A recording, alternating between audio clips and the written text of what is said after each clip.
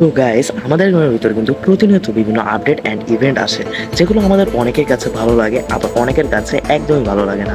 ঠিক এমনইভাবে 2022-এর শুরুতে বা 2021-এর শেষের দিকে আমাদের গেমের ভিতরে ব্যাক দেওয়া হয় সিজন 1 ও 2 থেকে শুরু করে অনেক সিজন এর সকল আইটেম। এই আপডেট এর পরে অনেক ওল্ড প্লেয়ারের মন ভেঙে গিয়েছিল এবং অনেকে তো ফ্রি ফায়ার গেমটা কুইট করে ফেলেছিল। করছে কি ভাই বাংলাদেশে আমার এত রেয়ার বান্ডিল? আরে রে গিরিনা করছে কি ভাই?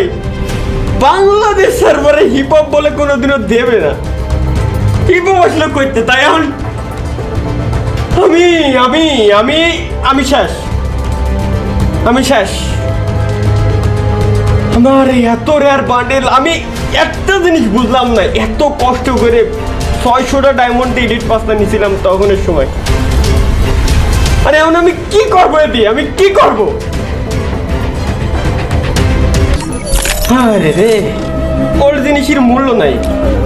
তার কিছুদিন পরেই সকলে জানতে পারে ওল্ড প্লেয়ারদেরকে গোলাপি হিপহপের পরিবর্তে ব্ল্যাক হিপহপ দেওয়া হবে, এবং শুধু তাই নয়, যতগুলো সিজন ব্যাক দেওয়া হয়েছিল তার সবগুলোই কিন্তু ব্ল্যাক করে দেওয়া হবে।